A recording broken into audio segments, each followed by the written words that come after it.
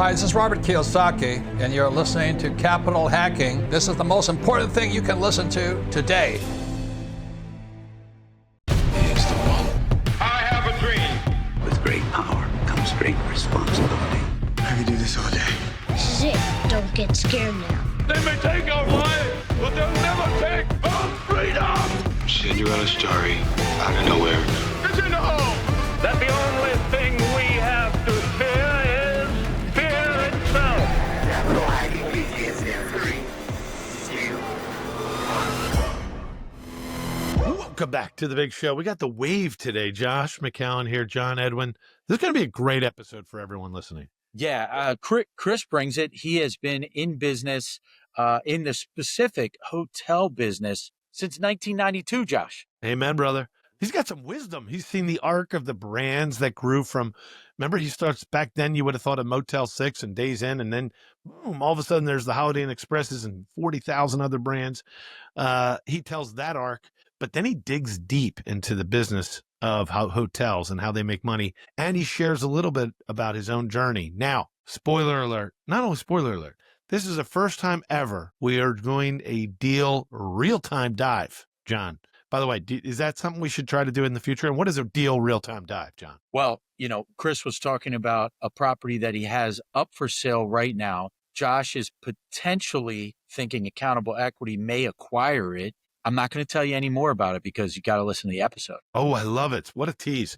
And by the way, if you are curious and you want to find out more about what John just said and you want to contact me, call me right after you listen to the show. Tell me what you think and what you think we should do. This is like an interactive episode.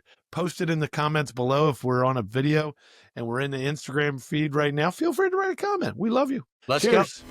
go. Cheers. So I was hoping to get this gentleman, Mr. Kilcullen, because he has the best last name, John. That's actually not his only claim to fame. I'm really excited to learn from Chris today. I know he's been in the hospitality business for many, many, many years. So Chris, without further ado, please tell our listeners who you are, and so we can start connecting. Thank you both.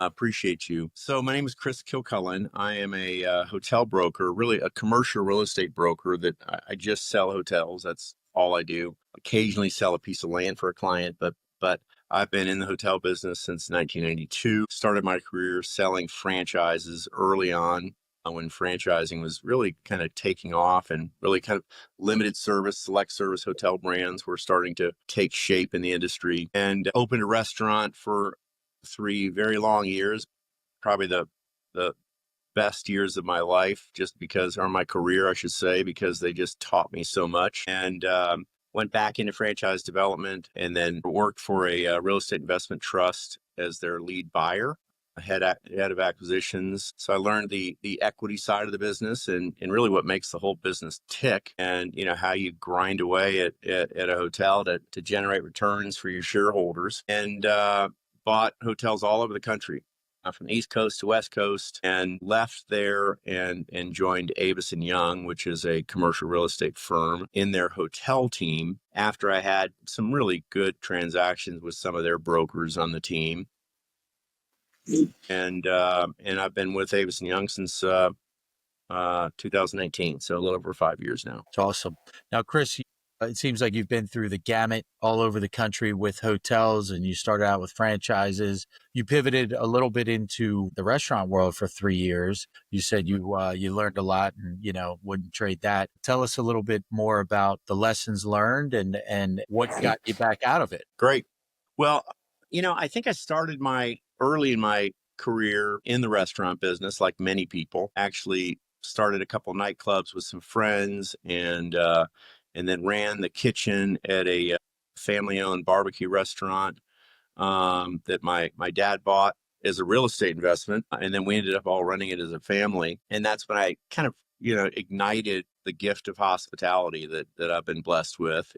I love people, I love food, and I love how the two of them interact. And I think that's part of the reason why I landed in the hospitality business. But opened a restaurant in a market outside of Dallas called Frisco, that we were a little bit too early, opened that in January of 1999. We knew the market was big, and anybody that's listening that knows what Frisco is it's just stunning what it's become. My view of what big Frisco was going to look like is about 10% of what it's become, because it's just absolutely, the epicenter of the Dallas metro. But, back to your comment or your question, an entrepreneur has to do absolutely everything. When you sign that personal guarantee on your first loan, it wakes you up, right? And I had a family, young family, 2 kids, had been married for, like 3 or 4 years at the time. And so it was like any entrepreneurial story, 24/7, just running around the clock. But as I mentioned earlier, we were kind of too early in the market. We were a bedroom community of Dallas at the time. And so we did really good Thursday, Friday, Saturday night business. When you own a restaurant, your utilities, your taxes, your, labor costs, they keep running 7 days a week, even though you try to manage those as much as possible. And we just could never break through that top line revenue to generate the kind of profit needed to make the thing successful. But because of that grind, it just made me pay attention to every detail. So that's really what taught me so much more about business than any business school could have ever taught me. Hey guys, it's John Broman, founder of Front Row Dads, and you're listening to Capital Hacking, the best investment you'll make today. I met Chris recently, John, and this is the first time I got to hear the story about the challenges of losing in the restaurant. And you said you were early just because of the market hadn't exploded yet. What was the cuisine? What was the focus of that restaurant? So it was originally called the Pecan House Grill. It was an old home built in 1917, if my memory serves me correctly. We did casual kind of white tablecloth. So wild game, blackboard specials, but we'd also do chicken fried steak that we, hand cut in sirloin. And we did a pecan crusted grouper that was probably our signature item. And it was primarily dinner. That was the hope. But then to generate additional revenue, we opened for lunch. And so that was the. I'm hungry too. I know. I don't know if you can. How do I sound a little bit, John? Is it okay? You can hear me all right? All right. So, Chris, there's a couple really interesting things. Since you know me and many people that we know invest in real estate, that is hospitality real estate. One of the things I would love to understand the arc of franchised hospitality. So let's go back to the 90s. I'm trying to remember the landscape at the time. Things like motels were out there, and maybe there were low-end brands that we might have all known. I'm kind of remember Motel 6, Leave the Lights On. I'm thinking Days Inn. But this was before select service, wasn't it? This was more like either you were at a proper hotel or you were at a roadside motel. Am I remembering it right? And where did you fit in? And honestly, when I got in the business, there was not even a Holiday Inn Express. There might have been the first one opened, but it was motels everywhere. Best Western was the brand of the motel world. And then there was Motel 6s, as you referenced. And then there was the big full service hotels. And this was the season that was kind of the end of the Ramada, the Holiday Inn, the full service hotel that was sitting on the roadside. And it was the beginning of the end, I should say. Many of those brands still exist, but they dominated back then. Holiday Inn was the place to go. Your family stayed there. Howard Johnson, another one. Consumers started looking for convenience, and I think the restaurants were a drag on them at the time because they just did basic food and people were out looking for experiences in the local markets. When I came into the industry, there wasn't an internet, right? There was no cell phones.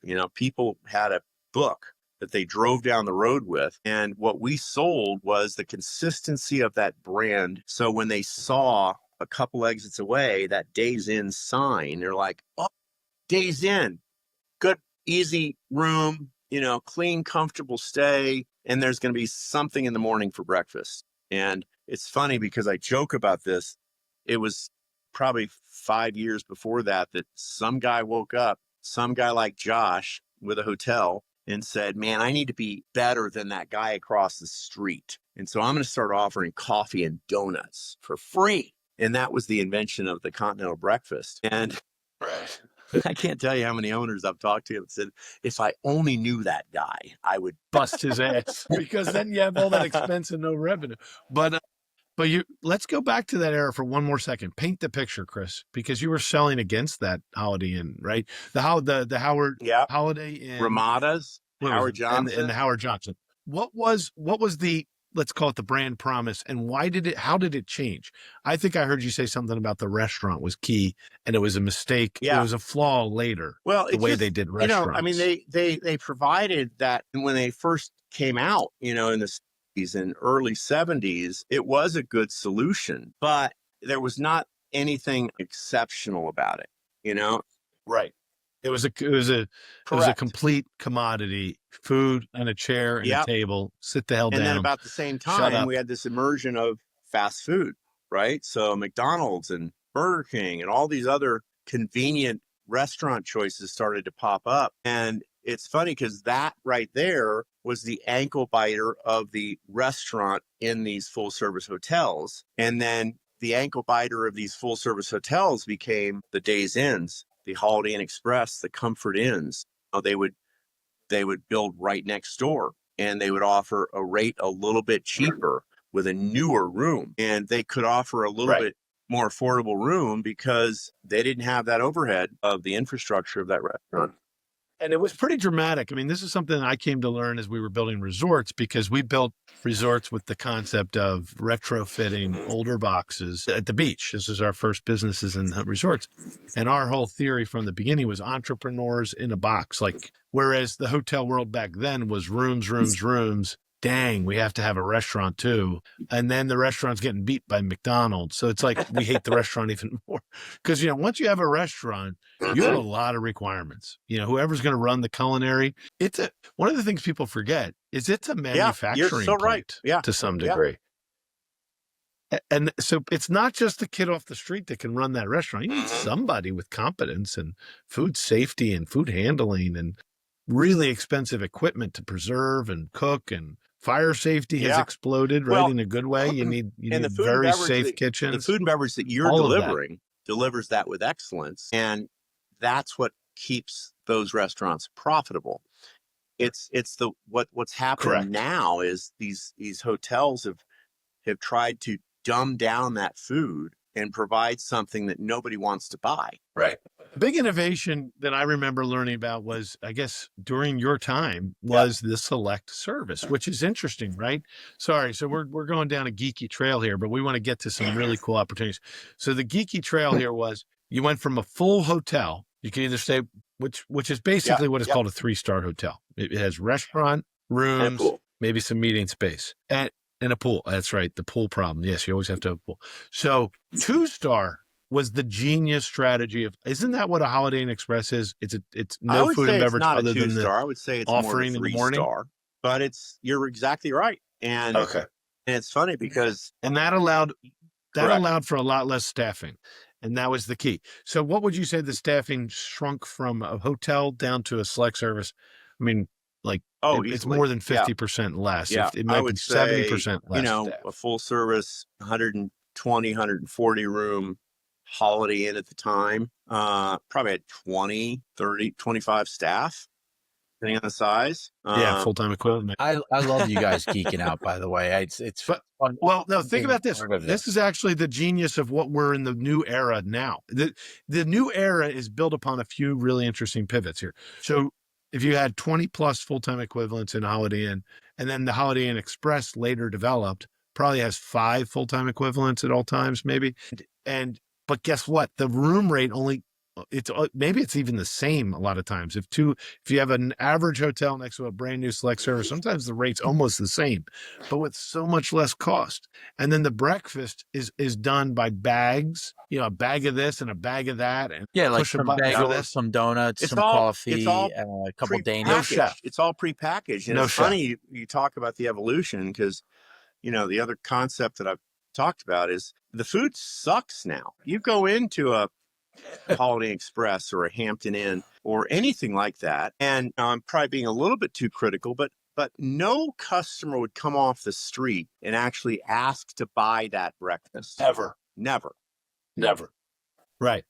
So your point is, not only did it, I know why you're doing that, because you have a genius idea for the future, but so then comes the dawn in my life was the idea we started naming all our restaurants when we started doing resorts. And, everybody, when you buy a hotel that has restaurants, they're like, oh my gosh, you're in trouble. You should get a restaurant team to run it. Well, then you get to the world of letting a restaurateur run a restaurant in a hotel. Yeah. That can go very badly. It can go okay, but it can go badly because they're going to want to shut down 4 days a week. But you got a 7-day restaurant, you need a 7-day.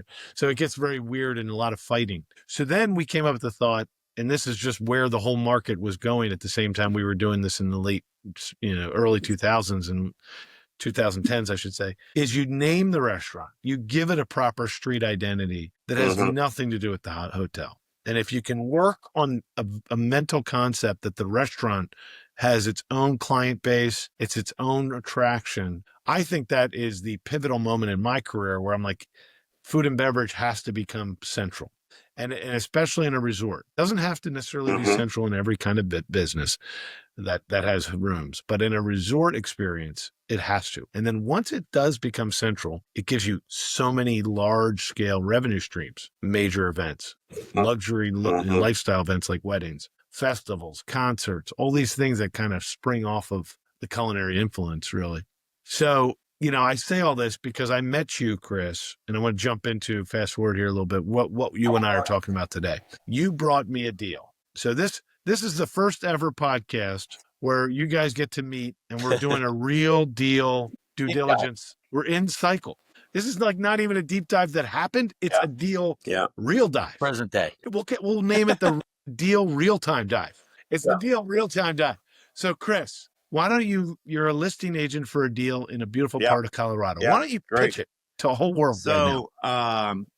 I have got a really cool historic hotel. It was built in 1914, opened actually on July 4th, 1914. No way. Called the Craig's Lodge. And it is a really cool, typical mountain lodge. I wish I had an image I could show you. But you walk in and the ambiance of the main room just feels like, you're in the early 19th century in Colorado with just stunning views. The building is elevated up above town. So you've just got tremendous views of Rocky Mountain National Park. It sits on 4 acres of land. So there is some room to increase the density. The hotel is only 27 rooms.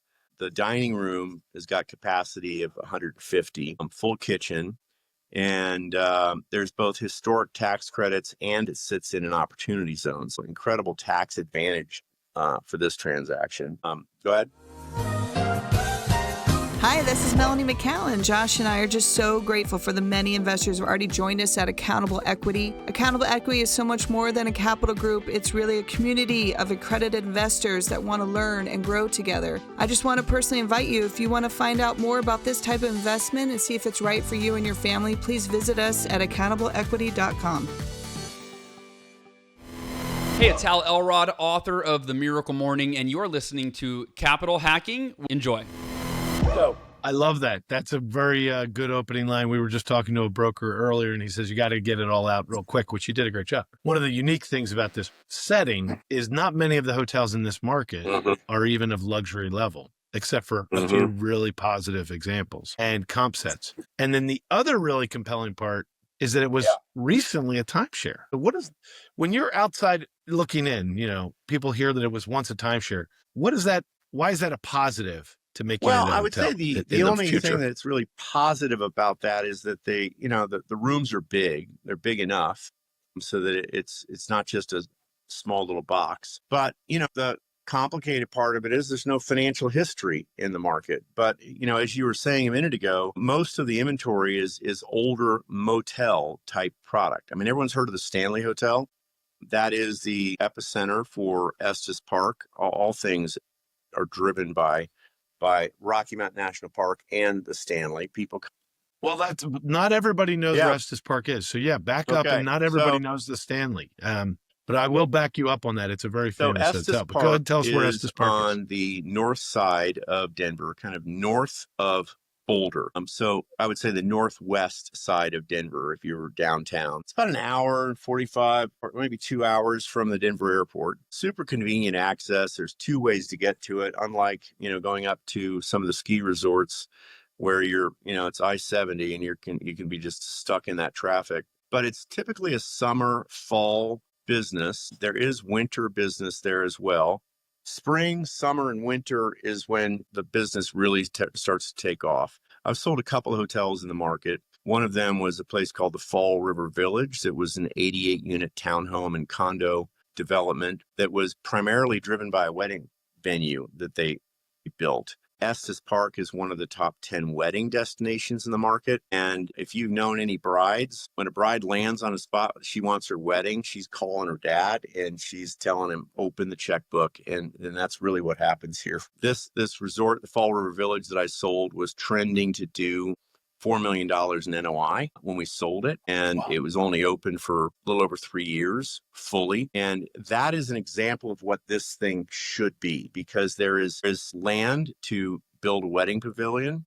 What you were sharing about your food and beverage experience is really ideal for this asset, because this restaurant will be the nicest restaurant, definitely the nicest ambiance and views of all of Estes Park, including what's currently at the Stanley. However, now that they've been acquired, they're going to be enhancing that and adding some more food and beverage. But that will drive business, and it will drive wedding business, and there's room to add additional density to increase the room count as well. Right. So, to paint the picture for all of us, it's odd in a sense that a Colorado mountain town is not a ski town. To me, to us, what East Coast people, you would think everybody focuses on Colorado skiing. This is the opposite. This is a natural national park, and that the volume of tourism is 4.3 million what is the volume of come tourism through Rocky Mountain National Park every year. So that's a natural. And this is the one main gateway. How does Estes Park fit into that? Anybody coming in from Denver, you can get to it from the north, coming from the other side of the park. But that's generally people that have gone up and they've maybe toured Steamboat or something like that, and they're coming back down through. If you're coming to Colorado to go to Rocky Mountain National Park, you go through Estes Park. And this is what's curious to me. One of the things John, from my background with both Iconas and the Viva Mays, these are powerful regional drive-tos. I've always said drive-to leisure has a lot more resilience than fly-to leisure.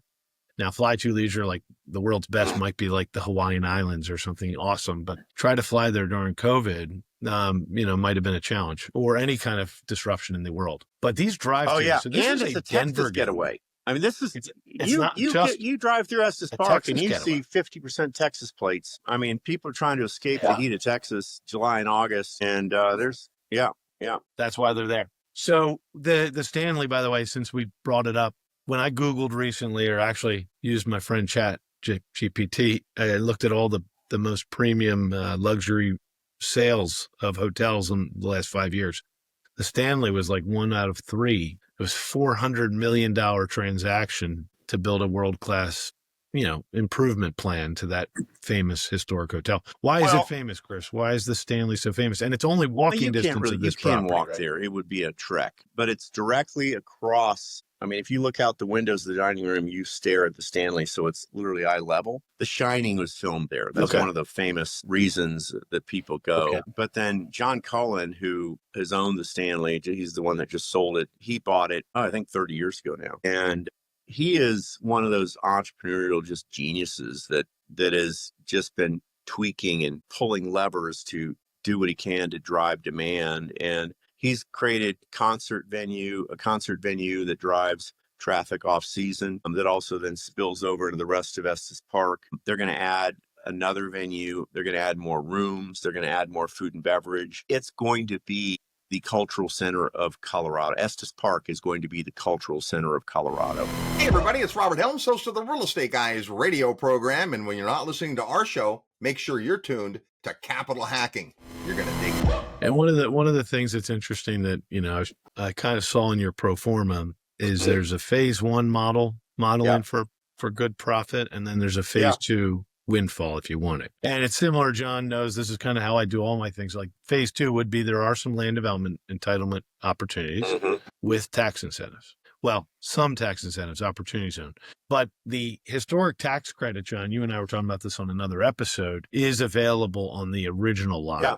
And how does that work, Chris? Have you ever So done anything I've with not historic done them tax personally, credit work? but I've worked on several transactions with historic tax credits, and I've also got some history with some clients that's all they do. Give me a background on like ratios of numbers. Like how much tax credit value do you think would be in this project? What do you think? I actually think your pro forma shows all this, but would you just articulate federal it? tax credits and state tax credits? There's a cap on the state tax credits, but I think that there's probably around $2 million in tax credits that can be monetized out of this. So essentially it's all of the envelope of the exterior of the building, the roof, all the improvements inside. And the way it works is you have your designer come through and you work with an architect, decide what you're going to do to improve this to make it into the historic gem that will take it over the next 20, 30, 40, 50 years. Then you take an itemized budget and you go to the National Parks District, who manages historic tax credits. They negotiate with you to say, I don't like what you're doing here, but I like what you're doing here. And there's give and take along the way. And then they itemize what items will be qualified tax credit line items, essentially. So just as an example, the roof, easy one, that's kind of, there's not much you can do there, but just replace the roof. But if you try to paint the building orange, they're going to say, no, that's not bringing it back to its historical relevance. There's shingles on the side of the building. Can't replace those with shake shingles in Colorado because it's fire damage or fire risk. But you can replace them with a composite hardy board that looks like shake shingle. Sure. But in the end, let's say you tally it all up and there's $2 million of total expenses, of which you're allowed to ask for of the $2 million. How much can you ask for? 40% of it, but I think you can, depending on how much. Okay. Really, kind of back to your original question, is what a developer plans to do with a hotel. If they want to make it, a B+ quality product or an A+ quality product, it's all in the finishings, right? And so, if you spent, $4 to $5 million and really elevating it into something that's the nicest product in the market, you could get up to $2 million back. About 40% of the total cost. I see your point. Now there's a cap on the state tax credits, so you've got to, throttle that back. And then, with that, you believe the wedding business is underutilized in that market because there's no great options. The one that you knew of was sold and shut down. It became housing. Correct. It stopped being a hospitality asset, which is odd. For any of us listening, we would immediately say, well, why would they shut down a profitable business? Just because governments do crazy things, right? When people are spending other people's money, they make irrational decisions. However, in this case, affordable housing is a real problem, and so they needed a place for hospital staff to live. They needed a place for the police department, the fire department, all those first responders, and the people that work in hospitality. Well, that brings me to a curious question. How does Airbnb play into this market? It is, I imagine but they've got a limit. They've got a limit on the number of licenses that they will allow because that has pushed up the cost of housing dramatically. Of course. Yeah. So are you saying it's exceeded it? Yeah. And it's sold out, all the licenses? Yeah. And when you sell your home that has a license, it's not transferable. It goes back into the pool. Might be an opportunity. It's a question for this property in particular that Josh is considering. Is there a ballroom for weddings? The main dining room is currently what's used for receptions. They do a tented wedding on the lawn. Our recommendation would be to build an outdoor pavilion. And that view is it's absolutely stunning. So it's a mixed answer. Correct. We call that the phase 1 strategy, right, John? So Chris is right. Yeah, Chris is saying that there is some minimum amenity improvements. Now, it has a beautiful pool overlooking this whole view, too, by the way. Don't have to add that. But the wedding venue, if we're going to maximize that profitability, we would have to build that. So that would be part of the capital project. And I wonder, I've never asked you this, so I'm asking you on real live TV here. Is it possible to increase the key count in the historic lodge by modifying the room allocation? You mean taking some of the current apartments and making them not apartments. I would expect it wasn't built the way it's configured now. And so I do think that you could take some of the units. There's 3 2-bedroom units that could probably be condensed. Yeah. That's where my head was when I first thought And there's about actually 2 rooms up in the 4th floor attic that I've not even seen yet. I just found them. We pulled some plans from the city, and there are 2 rooms up on the 4th floor that. It's exciting. Well, look, we're releasing this podcast. We'll see if the show gets traction, but a Deal Real-Time Dive requires participation from the audience. So if you want to reach out to me and let me know what you thought of that Deal Real-Time Dive, I would find that we should do this more often, John. We should have brokers and people that are selling things come on and say, we got a great idea for you. I tell you what, that would if be you're fun. looking to enter the hospitality real estate investment space, this is a tremendous opportunity. I mean, it's not just the average hotel that sits on the side of the interstate. This is going to be a piece of Colorado history for a long time to come, and the market's certainly ripe. Chris, you did a great job, John. I'll let you take it from there. Yeah, Chris, thank you so much for your time. Thank you for all this amazing information. Where can our listeners connect with you with questions or to follow up? Avison Young, Avison, A-V-I-S-O-N, AvisonYoung.com is our real estate platform. You can find me there, or my email address is Chris, C-H-R, LinkedIn. Yeah. Thank you, buddy. We appreciate it. Damn straight. We just got we got to the end of another great show. And everyone listening right now, you're the family and friends. Thanks for staying till the end. That was so fun. And hey, hit the like, hit subscribe. We're here to serve you guys. That's why we're doing this show. Josh is not paying me. I'm doing this off of my quote unquote sweat equity because we want to make a difference in your life. And then that ripple effect will continue to touch the world. Hey, amen, brother. Please check us out on capitalhacking.com, all the social media threads. And yes, I know you've probably already sent this episode to one of your best friends. Thank you.